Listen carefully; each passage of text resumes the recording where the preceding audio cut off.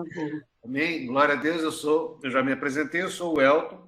A gente vai entrar nesse tour, nessa viagem de conhecimento, e é muito, muito gratificante. Eu sou um apaixonado pelo estudo bíblico, eu sou um apaixonado pelos mistérios de Deus, eu sou um apaixonado pela obra de Deus e como Deus fala com a gente através das suas escrituras.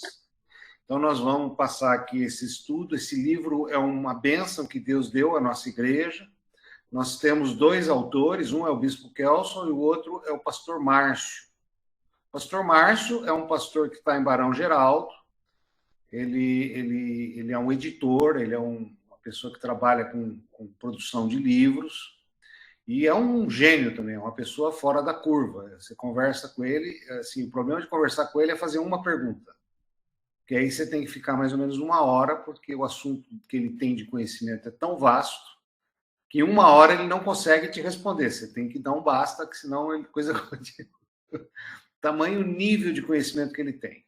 Pra vocês terem uma ideia, eu acho que o ser humano ele deve ter um Winchester, um processador, uma memória RAM, alguma coisa assim. Do Pastor Márcio, eu acho que é o triplo, porque ele tem memória de coisas incríveis. A casa dele é uma biblioteca e ele praticamente lembra quase todos os livros que ele leu. Com 5 anos de idade, ele aprendeu a ler sozinho, porque o tio dele levava ele, deixava ele na biblioteca. Com 7 anos de idade, ele leu a Enciclopédia Bárcia inteira. Só isso. Daí, assim, vocês têm uma noção. Então, esse livro, ele é uma produção feita a 4 mãos, com o Kelson e ele. E ele também, por ser um livro didático, ele é um livro fantástico. Eu dou aula nele já faz quase 10 anos e eu sempre estou aprendendo um pouco mais, porque ele pode dar o básico como ele pode dar o mais profundo possível, pelo volume de informações que ele traz. Então, assim, esse time aparentemente é um time que já tem uma certa formação teológica, então nós vamos poder aprofundar bastante nessas questões inseridas no livro. O que eu precisaria, a Mara já colocou no grupo, que todos comprassem o livro. Se não compraram, é urgente comprar. Para essa primeira aula, talvez ninguém... Ah lá, parabéns. Para essa primeira aula, talvez, parabéns. Talvez poucos tiveram tempo de preparar a aula, mas o correto é você pegar a aula, nós vamos hoje dar a aula 1, a lição 1, era já estar escrito todos os versículos que tem aqui espaço para ser escrito. E, se possível, dar uma primeira lida. Porque, como é um grupo mais avançado, nós não vamos ficar muito nas linhas dos textos, nós vamos tratar mais os tópicos dos textos e aprofundar mais os assuntos à medida do possível. Então, nesse sentido, é muito importante que vocês estejam bem, assim, pelo menos tendo um conhecimento do que vai ser tratado, do que vai ser abordado e preparar esses versículos que são colocados no livro, escrever esses versículos, porque a gente vai pedir para um ou outro ler e nós vamos tratar desses versículos no meio do curso, que eles são muito importantes. Das 18 lições, nós vamos trabalhar 14 delas, nesse virtual, e as 4 últimas vão ser um encontro. Nós passamos uma manhã e tarde com almoço, normalmente do Centro de Comunhão, onde a gente tem um mini encontro. Ali nós vamos tratar das 4 últimas lições e vai ser uma experiência pessoal na presença de Deus, que normalmente é muito bom, é bem impactante, e é o fechamento do curso. A gente encerra as últimas 4 aulas com esse encontro. E como eu, às vezes, pulo alguns tópicos, quando você prepara a lição, te dá um pouco mais de conhecimento, um pouco mais de entendimento de tudo que nós vamos estar falando. Ok? Podemos começar? Assim, fazendo um preâmbulo das 14 lições, assim, algumas delas são muito importantes para entender os fundamentos da nossa igreja. Porque toda igreja tem o credo, tem aquela linha de que crê na Trindade, crê que Jesus é o Filho de Deus, tem toda uma linha de credo. E a maioria das igrejas tem alguns fundamentos básicos que a gente chama de nossa igreja, os fundamentos mais importantes que nós tratamos para todo mundo que frequenta a nossa igreja, vai estar na lição 1, que nós vamos tratar hoje, que é a Bíblia. A Bíblia é o nosso fundamento maior.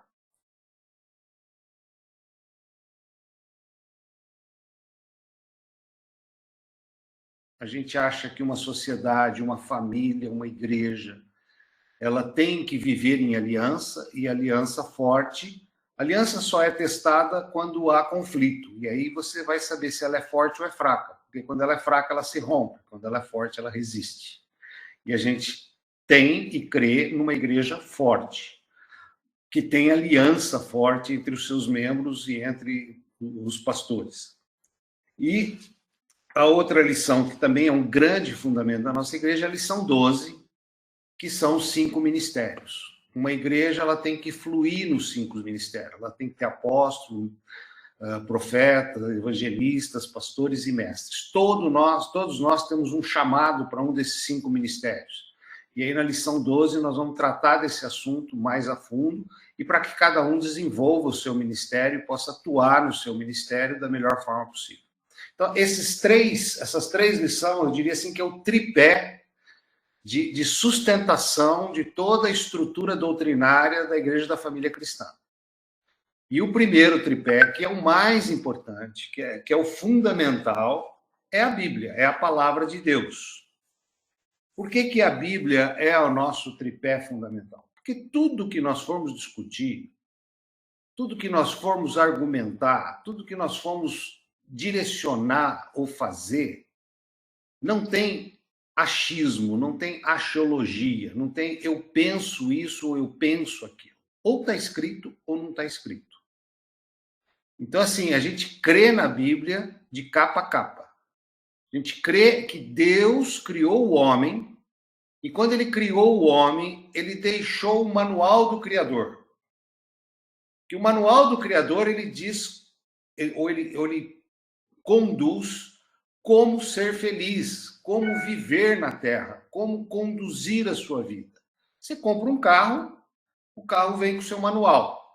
Se eu quiser pegar o meu carro, engatar a primeira e ir até 80 por hora, não sei nem se chega, mas vai acabar fundindo o motor. Mas o carro é meu, eu faço dele o que eu bem entender.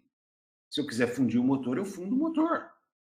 Se eu quiser passar em cima de um monte de pedregulho ou de pedra aguda e furar o pneu, o problema é meu. Eu estou ciente, estou usando o carro do jeito que eu quero, que ele é meu. E a nossa vida é mais ou menos assim. Deus nos criou, nos deu liberdade de escolha, mas a misericórdia de Deus fala assim, mas tem aqui as orientações como você pode viver mais, como você pode ser feliz, como você pode desfrutar da vida nessa terra, como você pode ter um relacionamento saudável, como você pode ser próspero. Ele deixou todas as instruções de como viver bem. E cabe a nós seguir ou não seguir esse manual. Nós escolhemos, nós temos essa liberdade de escolha. Então, esse fundamento, que é a palavra de Deus, ele é o fundamento mais importante da nossa igreja. E quando eu falo assim de achismos ou de teorias ou de doutrinas, porque as igrejas criam várias doutrinas.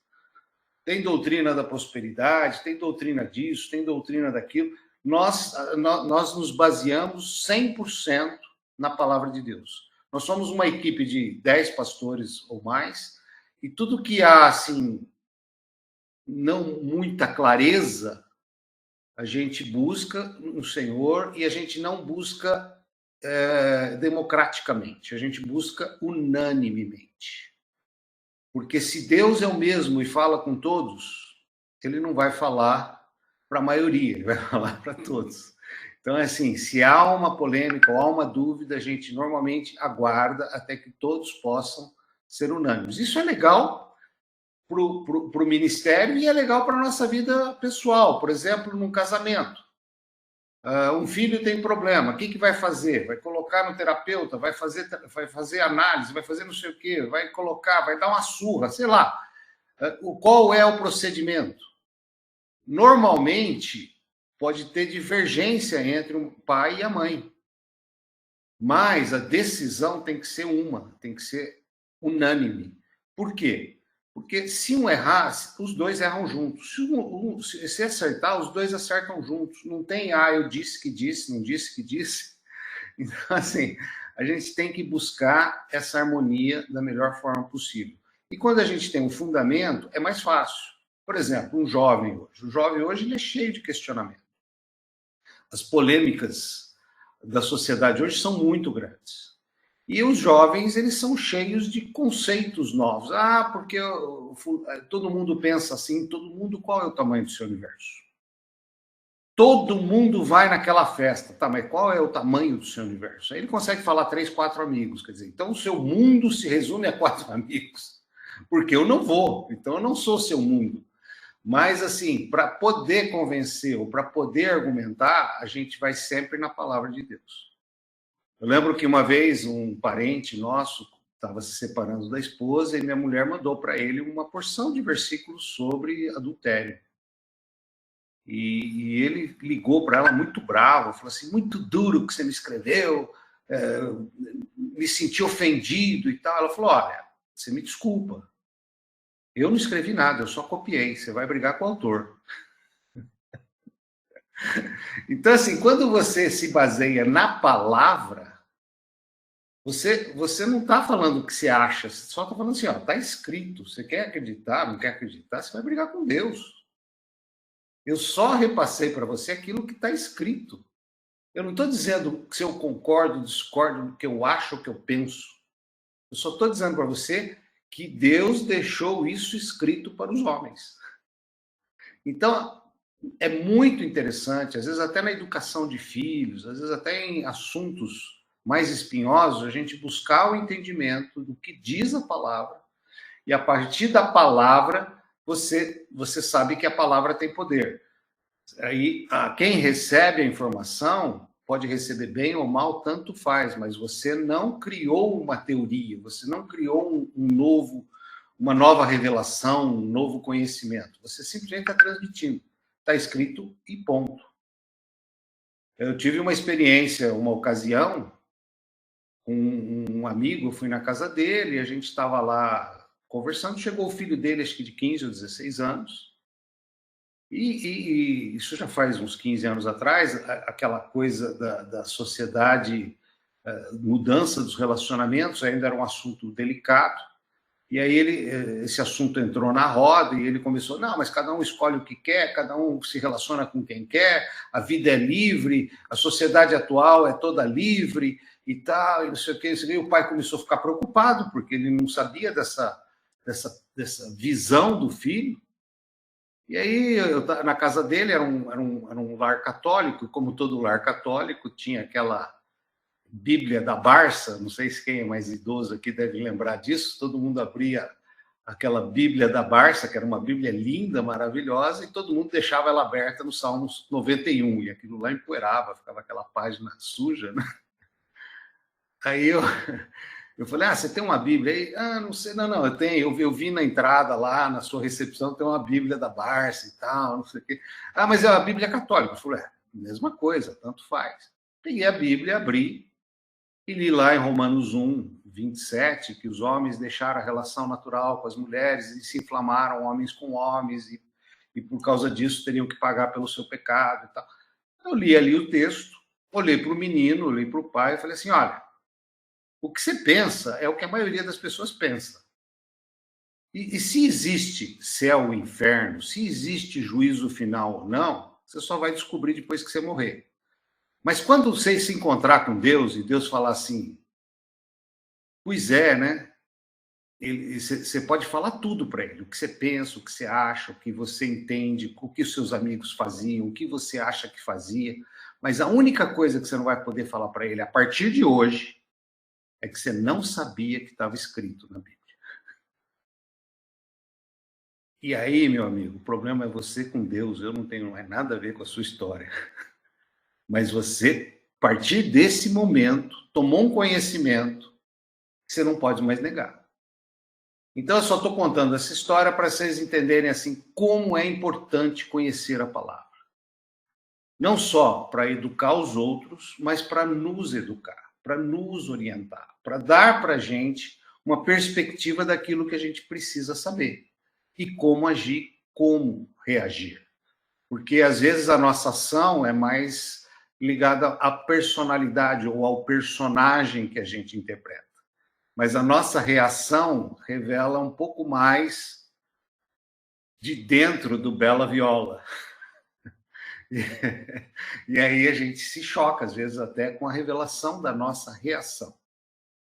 E a Bíblia, ela traz isso para a gente, ela traz uma revelação do nosso interior, à medida que a gente conhece a palavra, e ela começa a entrar no nosso entendimento e saltar aos nossos olhos. Por que a gente tem que se alimentar da palavra? Porque à medida que a gente conhece a palavra, a gente começa a ter entendimento e ter atitudes diferentes da nossa atitude de Zeca Pagodinho, deixando a vida me levar. Eu passo a ter um pouco mais de discernimento das coisas. E à medida que eu treino isso, eu começo a transformar esses pensamentos ou essas informações em atitudes quase que quase instintivas. Por exemplo, eu era um cara super nervoso, irritado, briguento. Eu acho que eu vivia todo dia um dia de fúria. Isso já faz uns 30 anos. E à medida que eu fui conhecendo a palavra, fui conhecendo a Deus, pouca gente sabe que eu sou um cara que um dia fui bravo, porque, na verdade, eu acho que eu já sou manso há uns 20 anos. Eu não brigo com ninguém, pelo menos no meu casamento, só nos 2, 3 primeiros anos. Depois, faz 27 anos, eu não lembro de brigar. Isso porque eu casei com 4 filhas, então existia um cabo de guerra entre minha mulher e minhas filhas. Então, você imagina o tipo de confusão que foi o meu segundo casamento. Mas, depois de passar esse turbilhão de ajustes, faz uns 20, 23, 24 anos que a gente não tem atritos sérios, atritos complicados, porque Deus foi transformando. E a gente tem que fazer isso. Quando a gente quer jogar tênis, por exemplo, você vai no paredão. Aí o professor vai te ensinar como segurar a raquete, como ficar com ela na altura da cintura, manter o olho na bolinha, e você vai ali batendo naquele paredão. Na primeira vez você esqueceu de pôr o pé para frente, na outra você esqueceu de abaixar o punho, na terceira você esqueceu de olhar para a bola, mas você vai treinando. Depois de alguns dias, dizem alguns técnicos que uns dizem 21 dias, outros dizem 30 dias para você condicionar um hábito. Você já vai bater na bolinha olhando para ela, com a raquete na altura da cintura, com o pé na frente, quase que instintivamente, sem pensar. É que nem dirigir, né? A primeira vez é um inferno. Depois, hoje, você pega o carro, dirige, e às vezes você chega num lugar e fala, que caminho eu fiz? Você nem lembra o caminho que você fez. Tão instintivo que ele se torna.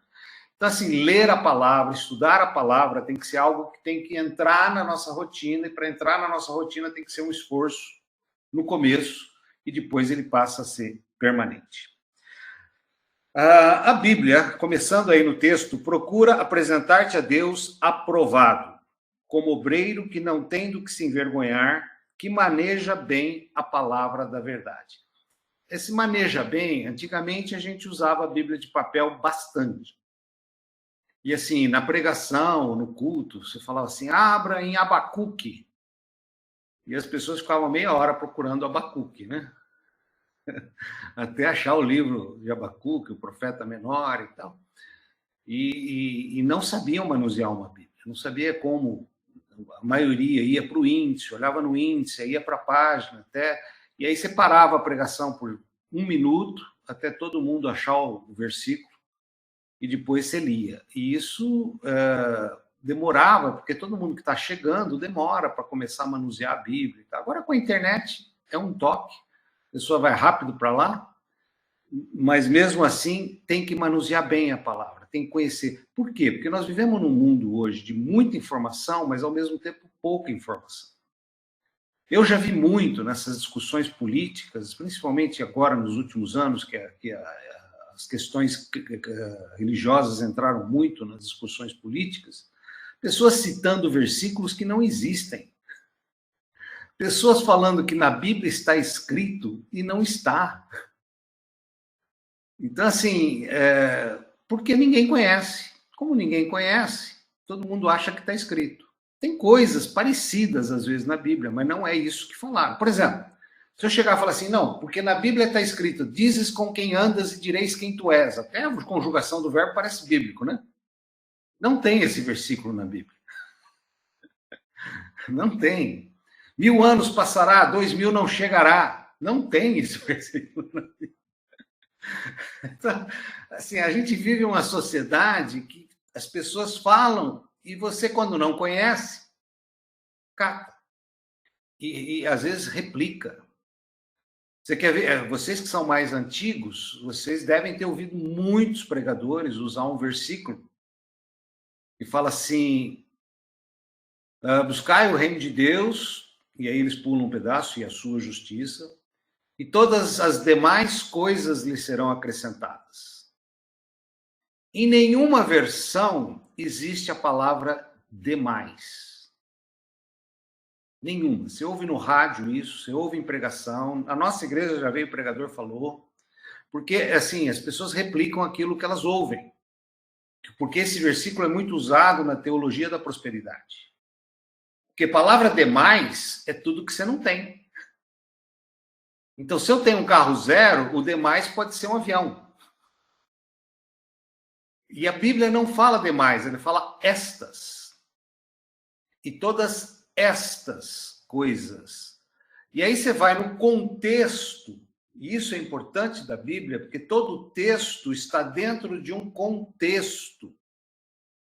E o contexto fala de comida, bebida e roupa. E ele, quando ele fala todas estas coisas, ele falando das coisas básicas, das coisas da sobrevivência, das coisas mínimas do ser humano precisa. Mas a gente ouve e o pregador usa esse versículo para dizer assim: o reino de Deus vai te dar tudo. Mas não é isso que está escrito. E quando eu falo de contexto, né, todo texto fora do contexto é um pretexto. Você vai ver essa questão de pensar um versículo em todas as seitas. Se você for no centro espírita, tem uma Bíblia aberta e eles falam versículos bíblicos. Se você for na maçonaria, tem uma Bíblia aberta e eles falam versículos bíblicos. Se você frequentar um monte de lugar, você vai ouvir versículos bíblicos. Se o testemunha de Jeová tocar sua campainha, ele vai citar um versículo bíblico. E é interessante porque o que o testemunho de Jeová fala, se você pegar o texto, o versículo que ele fala, e colocar ele no contexto, 2 versículos antes e 2 depois, você vai ver que contradiz o que ele falou. Porque ele pinça um versículo e traz uma informação distorcida daquilo que ele pensou. Eu até brinco, né? Eu acho que a igreja deveria ter uma doutrina proibindo o futebol. Vou falar isso na época da Copa do Mundo, né? Porque na Bíblia está escrito para a bola. Na verdade é parábola. Mas se eu quiser pegar e distorcer, eu distorço. O juiz é iníquo. Tira a trave dos seus olhos. Quer dizer, eu posso criar uma doutrina. Estou brincando aqui, criando todo um fake news, né? Para dizer assim, como que a gente ouve coisas que não pode ser assim faladas se a gente não conhece. Então, quando a gente ouve, é bom checar, é bom verificar. O pastor está pregando alguma coisa, normalmente a gente chama dos de Bereia. A Bíblia fala que o povo de Bereia, ele ia sempre conferir na palavra tudo que era falado. Eles eram um povo estudioso e que checava tudo para ver se não estava fora daquilo que está escrito.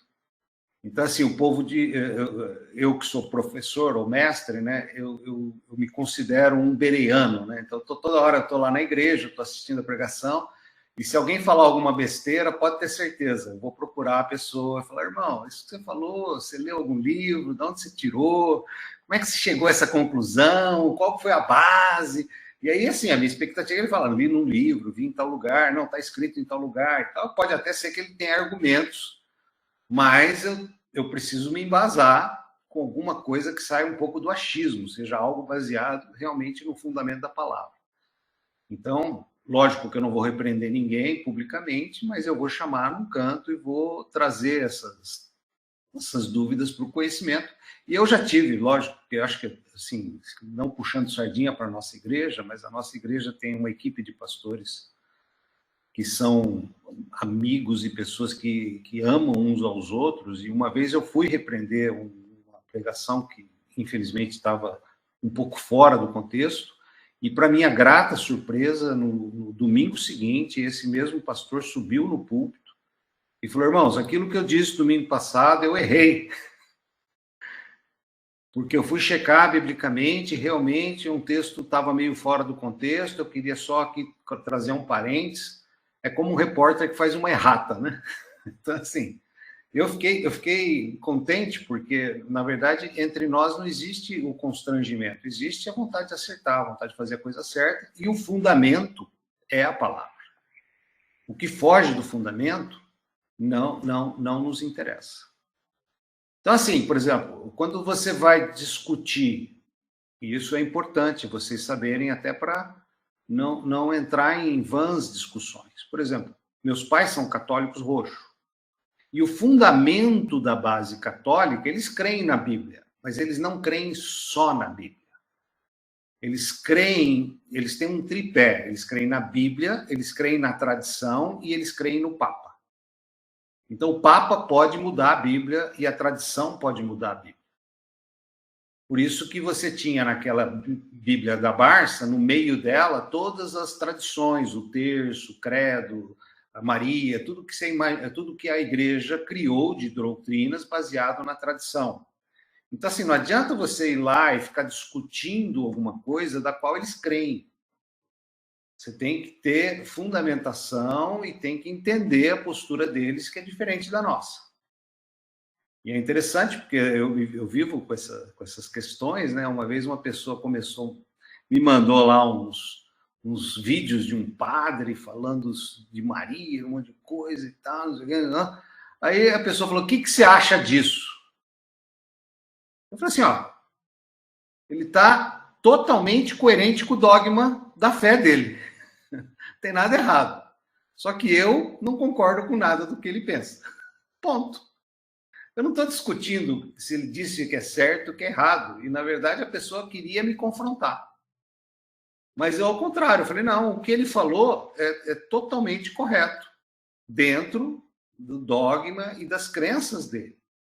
Mas não confere com as minhas crenças. Até porque eu não acredito na tradição, ele usou uns 10 exemplos baseados em tradição. Eu não acredito como o Papa infalível, ele usa falas do Papa como exemplo. Então, assim, são coisas que eu não creio. Mas eu não entrei na discussão. Eu falei: o que você me mandou está correto, o cara está sendo coerente com o que ele ensina e o que ele crê. Só não me diz respeito. Aí a pessoa perde a argumentação, ela não discute mais com você e nem manda mais vídeo para você. Porque você, de alguma forma, você não contrapôs, não quis confrontar, não quis provar que estava certo e ela estava errada. Esse é um dos maiores erros que a gente comete, às vezes, quando a gente quer convencer as pessoas. Mesmo você usando a Bíblia, o que convence as pessoas é o Espírito Santo. Amém? Então, assim, a palavra Bíblia, né? Ela é uma palavra grega, né? Os livros. A gente chama de cânons sagrados, né? Os cânons, porque na verdade eram rolos, né? Os livros. Ela tem 66 livros e ela é separada com 39 no Velho Testamento e 27 no Novo Testamento. E é interessante porque a gente usa a palavra Bíblia, as Escrituras, mas tem um salmo na Bíblia, o Salmo 119, ele tem 176 versículos, e todos os 176 versículos, eles falam da Bíblia, da palavra. Lógico que ele vai usando sinônimos, né? Ele fala mandamentos, as leis, as ordens, ele fala os caminhos, os decretos, os ensinamentos, os estatutos, as veredas. Então ele usa um vocabulário bem amplo para diversificar o que ele quer dizer Bíblia. E é interessante, porque aí a gente usa também para não ficar falando a palavra, porque a palavra, não, os decretos, os estatutos, os mandamentos, e a gente vai tendo essa variedade de palavras que todas elas se referem à Bíblia. Tá? Ela é composta, a Bíblia, o nome Bíblia significa livros, né, ou cânon sagrado, ela é composta de 66 livros. Na verdade, tem no Novo Testamento tem mais do que livros, tem cartas chamadas epístolas, né? E tem hinos, né? E tem cânticos, que são composições do Davi, de Salomão, de Asaf, de alguns cantores da época. Então você tem os livros, tem livros históricos, proféticos, você tem as cartas ou as epístolas e você tem alguns hinos, alguns cânticos. Isso para mim, gente, é assim impressionante, porque quando eu falo em 66 no total desses livros e falo de mais ou menos 40 pessoas que escreveram isso, num período da história de mais ou menos 1.500 anos, faz com que este livro seja impossível de ser produzido por um ser humano ou pela humanidade. Porque dos 40 pessoas que escreveram, você tem desde pescador a rei. Ou seja, desde operário a ditador. Você tem uma gama de pessoas que participaram desse livro. Muitas delas nunca se viram e nunca se conversaram.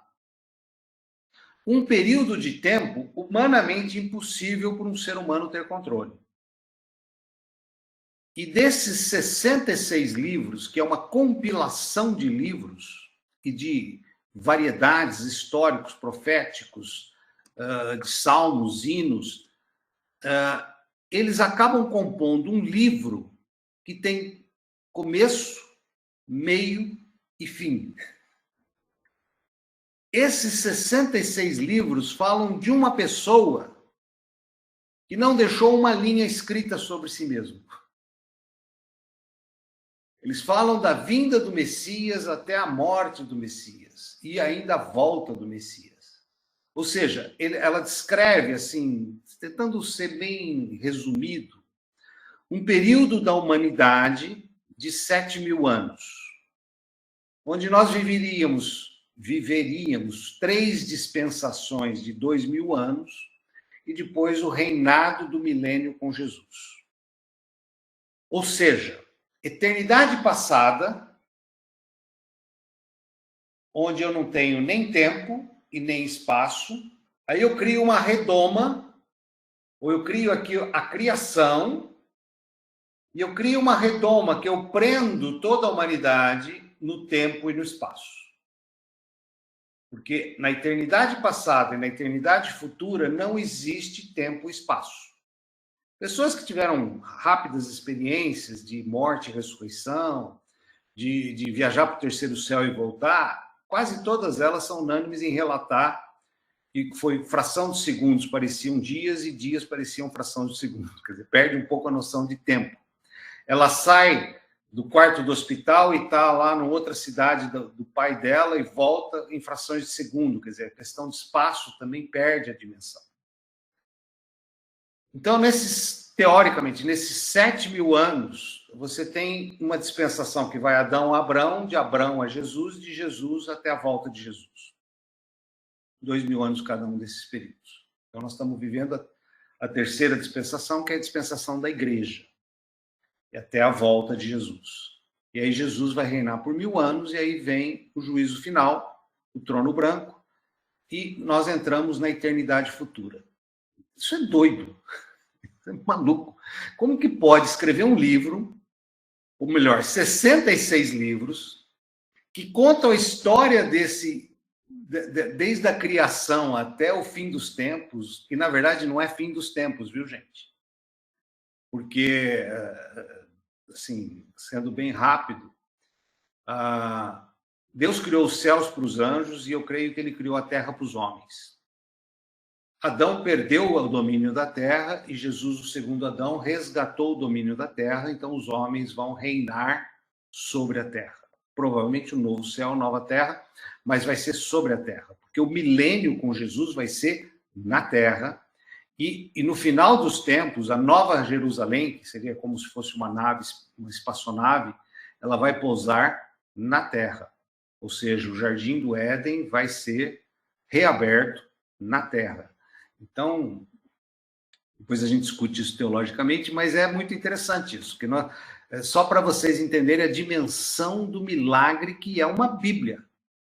A gente pega um livro, as pessoas carregam esse livro para cima e para baixo, o livro mais vendido do mundo, o livro fantástico, mas ele por si só é impossível de se reproduzir outro.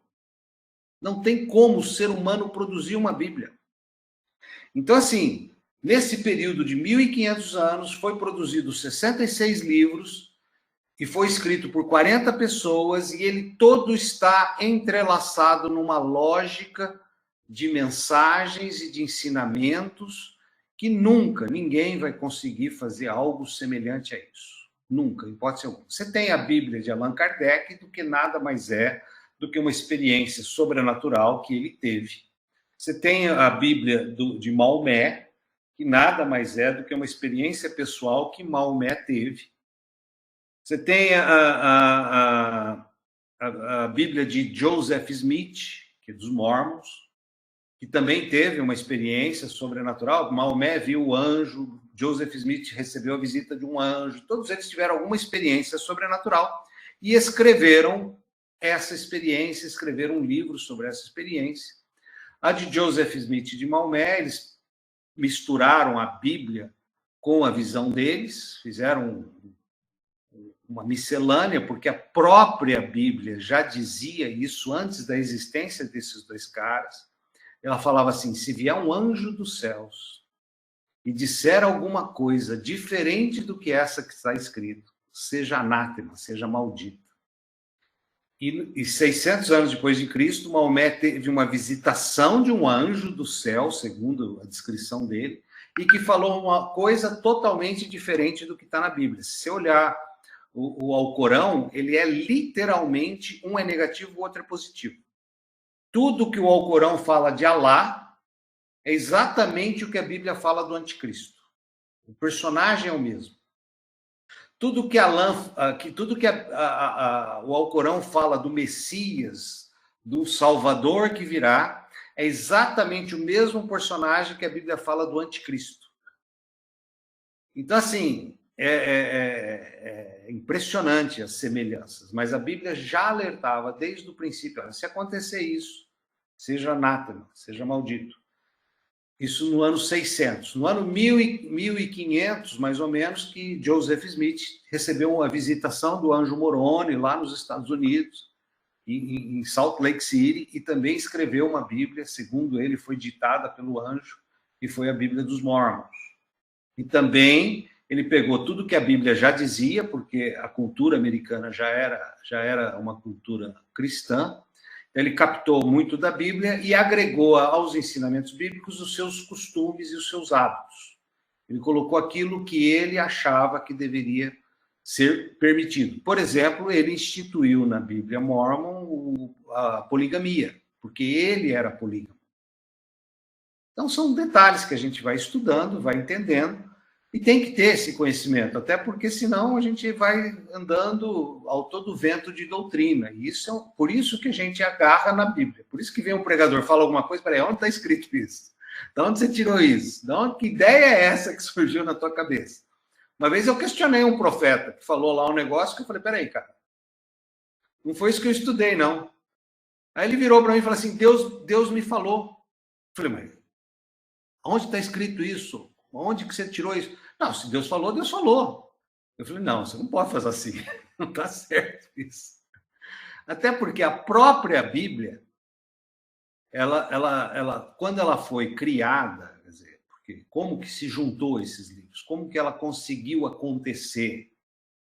ela tinha os judeus são muito criteriosos e eles chamam de teste de canocidade, ou seja, o cânon sagrado ele tem que ter coerência com ele mesmo, para que ele seja taxado como divino, como uma mensagem de Deus. Então, assim, quem escreveu, o livro foi autorizado, é um livro de autoridade. Ele afirma, o escritor, ele afirma que veio da parte de Deus, porque a Bíblia foi escrita por homens inspirados pelo Espírito Santo. Eles não psicografaram a Bíblia. Ela não foi ditada para eles como o Joseph Smith falava e talvez nem como o Maomé falava. A Bíblia foi inspirada pelo Espírito Santo. Então, assim, é interessante porque quando você lê o Evangelho de Mateus, você tem o Evangelho de Mateus, de Lucas e de Marcos, os 3 evangelhos sinóticos, que são iguais, você vê que tem a personalidade deles no livro e você vê que a mensagem ela é direcionada para alguém. Então, por exemplo, Marcos é menor dos evangelhos e ele é meio resumido. Por quê? Porque ele escreveu para os romanos e os romanos não gostavam de ler. Então, ele deu uma sumarizada. Mateus escreveu para os judeus, então ele vai citando todas as profecias bíblicas. Lucas já era um estudioso, ele já era um pesquisador, então ele escreve os detalhes, ele vai lá desde o nascimento de Jesus e tal. Então aí você vê a personalidade do escritor dentro da inspiração do Espírito Santo, trazendo a mensagem de Deus. E isso transforma a Bíblia em algo impressionante. Então, aí quando você pega o teste de canocidade, a pessoa tem que dizer que Deus disse, ela tem que manifestar aquilo a Deus. Por exemplo, alguns livros apócrifos, né? Nós tivemos um período do Velho Testamento para o Novo Testamento de 400 anos. E nesse período Deus não falou. E os judeus entraram em parafuso com isso. Aí pegaram 2 livros históricos da época, que eram os Macabeus, que foi um assunto interessante, que aconteceu um milagre lá com os Macabeus, e esses livros não eram bíblicos, eles eram livros históricos. E é interessante porque os Macabeus, eles contam a história do milagre e tudo mais, e quando ele termina, ele diz assim, escrevi, se está certo, muito bem, se estiver errado, fica como está. Como é que um livro desse passaria num livro canônico? De jeito nenhum. Ele nem atribui a Deus, ele nem coloca os parâmetros que teriam que existir naquele livro. Então, assim, para se caracterizar como um livro canônico, na época que começou a se montar os livros do Velho Testamento, né? Então, o Velho Testamento, você tem os 5 primeiros livros, que foram escritos por Moisés, que vai do Gênesis até o Deuteronômio, que esses livros, como são 5, são chamados de Pentateuco. Esses 5 primeiros livros é o que o judeu tem hoje como a Torá. Então, ali está a história do povo judeu, da saída do deserto, da libertação deles e tudo mais. Depois do Torá, você tem todos os livros do Velho Testamento, até Neemias, que foi o último livro do Velho Testamento, e foi quando se compilou o cânon sagrado do Velho Testamento, mais ou menos no ano 400 a.C. Todos esses livros compõem o que os judeus chamam de Talmud, porque o Talmud pegou o Torá, os livros proféticos, os livros que vão até Neemias, e mais os costumes. Então, o Talmud judaico ele tem também os costumes judaicos. Por exemplo, quando o judeu institui o sábado, aí começa aquela discussão, o que é sagrado? O sagrado é você andar até 1 quilômetro, que ele fala assim, andará até a distância de uma pedra, né? Assim, você pode caminhar até 1 quilômetro, acima disso você não pode. Então, se eu tenho um parente a 1,5 km, eu não posso visitá-lo no sábado, porque está a mais de 1,5 km.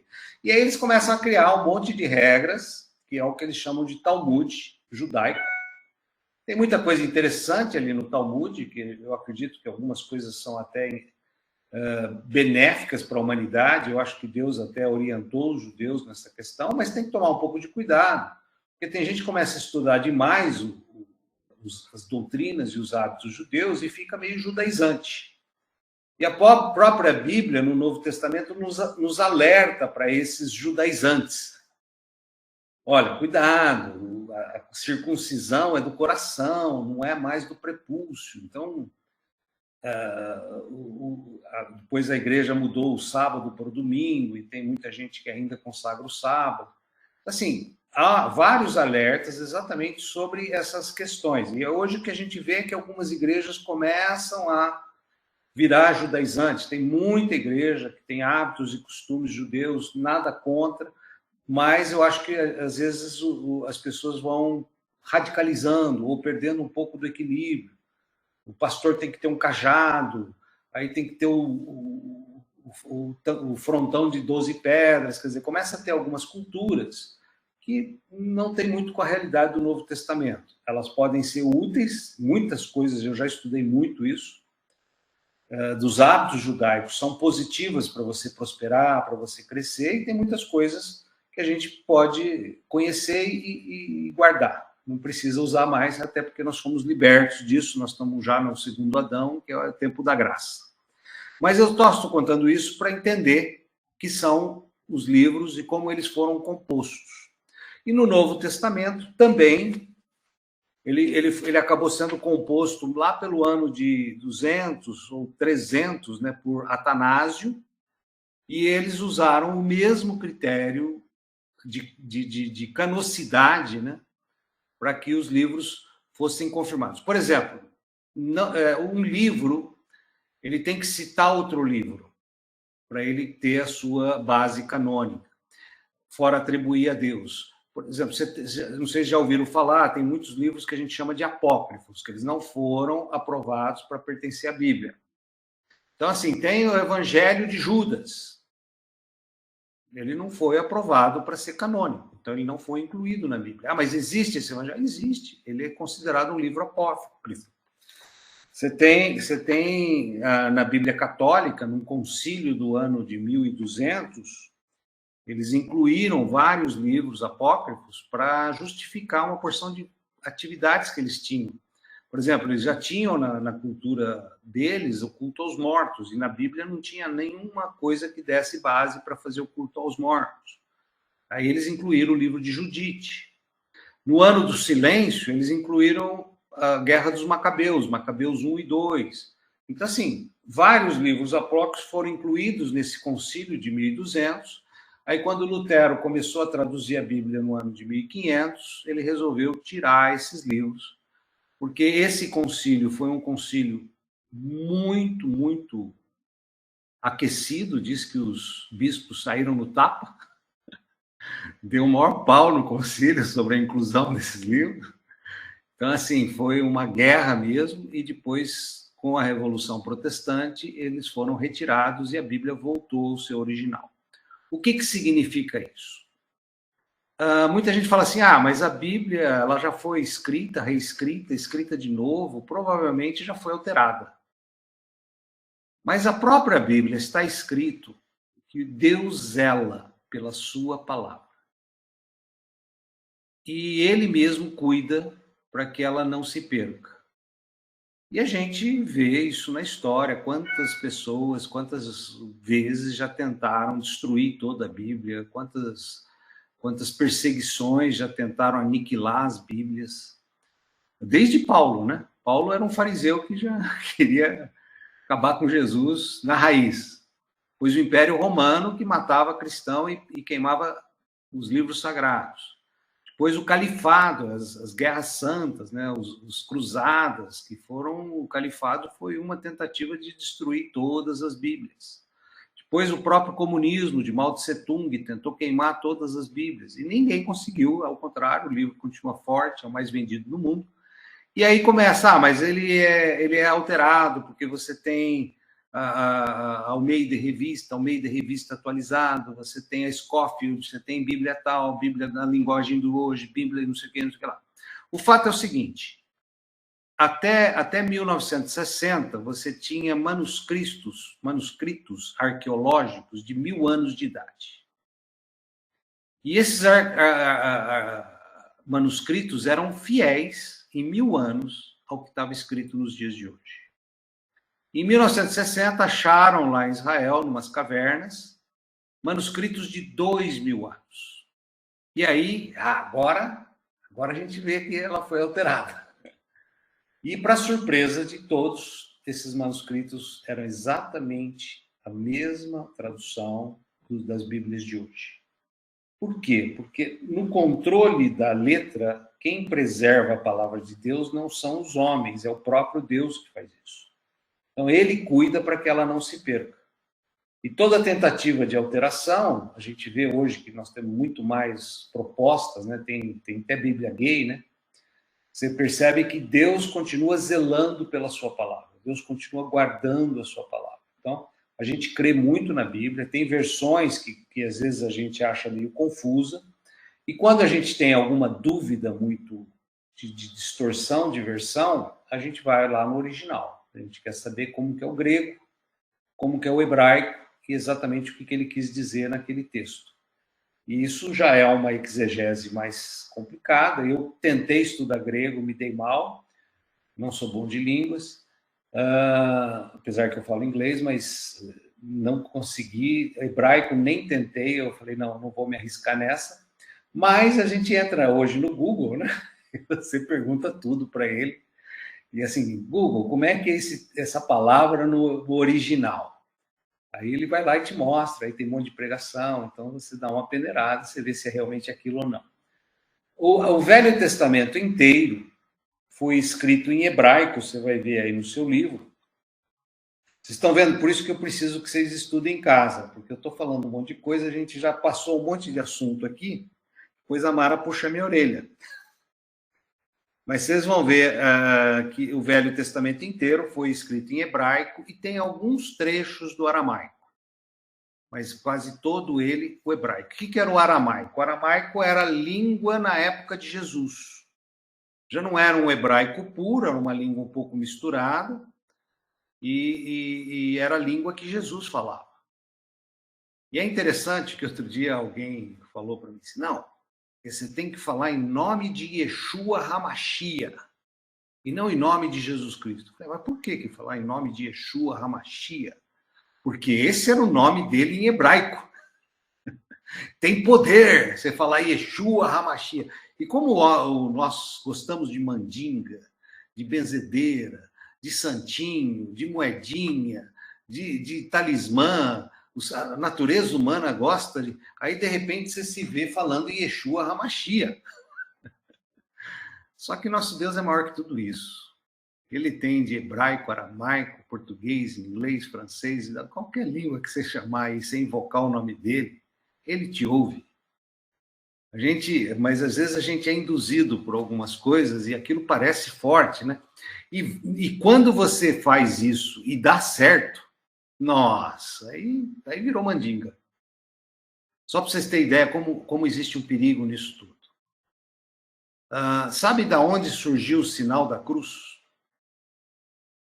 Alguém aqui sabe? Quando os judeus eram perseguidos pelo Império Romano, eles eram jogados no Coliseu para ser comida de leão. E quando eles eram jogados no Coliseu, e aquele Coliseu lotado de gente, eles gritavam bem alto, eu morro em nome de Jesus. E a plateia ficava ensandecida. Aí os faraós, os Césares, ficavam muito bravos com essa manifestação e resolveram amordaçar os condenados. Então, eles colocavam uma mordaça na boca para que eles não gritassem mais. E aí, como eles não podiam gritar, eles faziam o sinal das cruzes e entravam de braços abertos. Agora você vê, um sinal com um significado desse virou mandinga. E agora é 3 vezes, tem que fazer em cima, embaixo, mais outro embaixo, depois um para... A pessoa nem sabe por que ela faz. Ela passou na frente da igreja, ela tem que fazer o sinal da cruz. Ela passou não sei aonde, tem que fazer o sinal da cruz. Ela viu a estátua, ela tem que fazer o sinal da cruz. Cara, não tem nada a ver com o Coliseu isso. Se pelo menos você dissesse, eu sempre vou entregar minha vida, eu sempre estou pronto para morrer por Jesus, tudo bem. Mas a mandinga, ou a nossa necessidade, às vezes, de se apoiar em ideias, são muito perigosas. Elas podem me levar a fazer coisas que eu não devo. Ou muda um pouco a fonte de informação. Então, assim, estou citando tudo isso para a gente entender qual a importância da palavra. A Bíblia tem muitas promessas.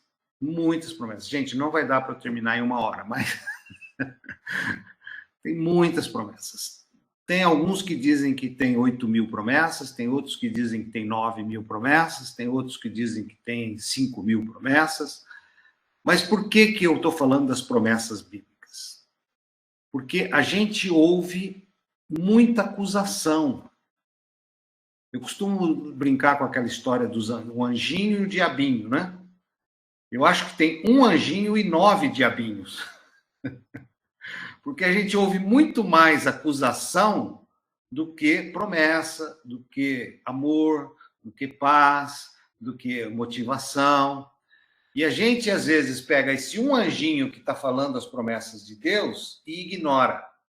E pega aqueles 9 diabinhos que estão falando coisas ruins e coloca uma lupa em cima. E quando a gente coloca uma lupa em cima, aquela formiguinha vira um elefante. Então, o que nós temos que fazer é não dar ouvidos aos 9 diabinhos e colocar uma lupa em cima do anjinho. O que eu estou falando com isso? Pega as promessas de Deus na palavra e enraiza ela na tua mente e no teu coração. Traz ela para o mais íntimo do teu conhecimento. Leia a palavra todo dia. Estude. Hoje no celular, você tem aqueles aplicativos, o Holy Bible. O Holy Bible tem um estudo diário, esses apps. Então, assim, eu com a minha esposa, todo dia a gente está lendo um estudo diário. Todo dia. Virou cultura nossa. No começo era difícil, mas depois que vira cultura, já faz anos que a gente está fazendo isso. E aí você vai se alimentando da palavra todo dia. E aí você, fazendo o diabinho te enraizar, você vai deixar de ouvir esses cochichos do mal. Deus a ninguém acusa. Deus a ninguém ofende. Então, tudo que vem, você não vai conseguir, não vai dar certo, isso não sei o quê, não vem de Deus. Por isso que a palavra é importante, por isso que nós temos que nos aprofundar na palavra. Gente, eu preciso muito que vocês leiam em casa tudo isso, escrevam os versículos que estão aqui, tem muita referência de versículos, se vocês conseguirem ler as referências, é muito importante. Tá? Tem curiosidade bíblica aqui no texto, como entender a Bíblia. Por exemplo, se foi inspirada pelo Espírito Santo para escreverem a Bíblia, o mesmo Espírito ele pode me inspirar para trazer revelações da Bíblia. Eu, por exemplo, como pastor, eu já estou como cristão desde 82, já deu 40 anos.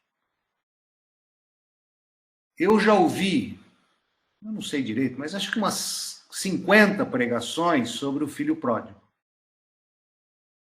E até hoje, essa história fala comigo.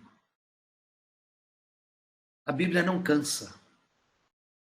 A Bíblia, a mesma parábola, a mesma história, ela sempre tem uma revelação nova, ela sempre tem uma joia ainda no baú, ela já sempre tem algo sobrenatural para falar para você. Ela sempre tem mais informação do que aquilo que você acha que já sabe. Outro dia alguém foi pregar e começou a ler a parábola do filho pródigo, eu falei, não, de novo. E eu saí da pregação estarrecido. Nossa, Deus é bom. Deus é bom. Ele continua falando com a gente, às vezes naquilo que você acha que você já ouviu tudo. Deus continua trazendo revelação. Então, vale a pena, é motivo de vida, é motivo de direção, é a nossa base de sustentação, é a nossa base de entendimento. Então, estudem bastante. Na semana que vem, nós vamos entrar num assunto mais confuso ainda. Se eu falei alguma coisa que ficou confusa, eu gosto de ir a fundo nesses assuntos.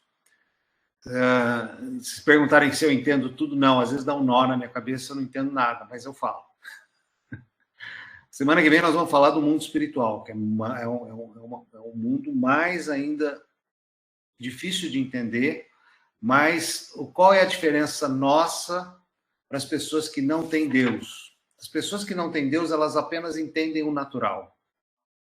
E eu diria que elas têm assim, um espectro, um entendimento limitadíssimo. Porque quem entende o natural e o sobrenatural, entende melhor o natural.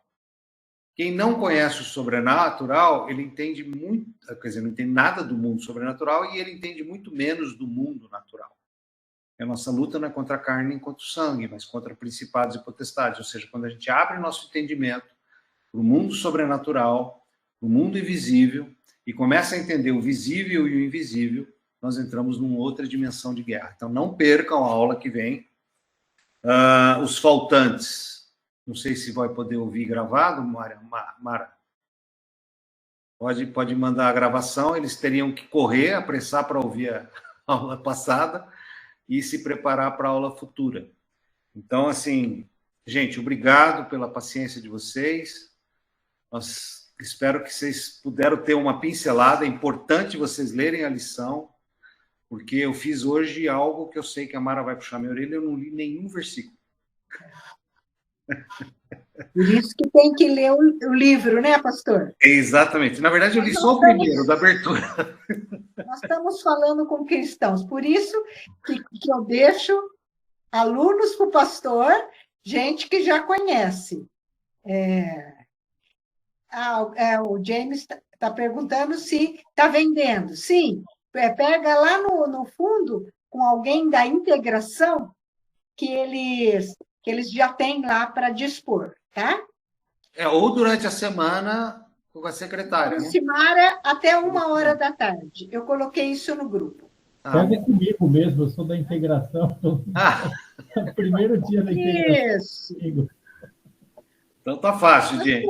Eu quero que o senhor ora. Se alguém quiser colocar mais algum pedido, além do Tiller, o Tiller está com Covid, está aí pela graça. Então, viu, pastor? O Tiller está aí, ó, está se segurando, né, Tiller? Mas glória a Deus que ele está aqui. E se alguém tiver mais algum pedido, cita e o senhor fecha para nós, tá bom? Amém. Tem alguém que quer mais alguma coisa?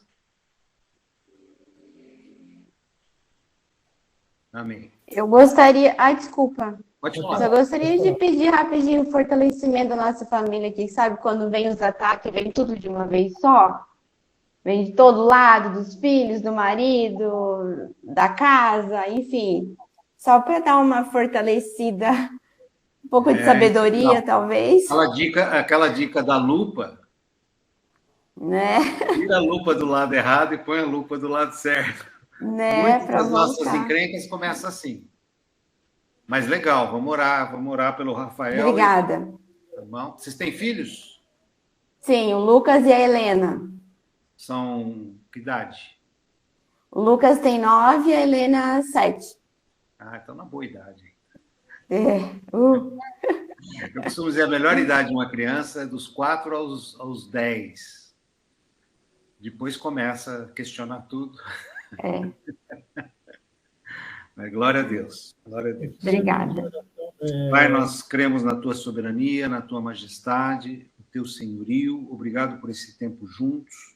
E ajuda-nos, Senhor. Ajuda-nos a conhecer mais da tua palavra, Pai. Sabemos que a tua palavra é um tesouro a ser revelado, Pai. Um tesouro a ser descoberto, Senhor. Que cada dia a gente possa tirar ali um brilhante a mais, um colar, um anel, Pai.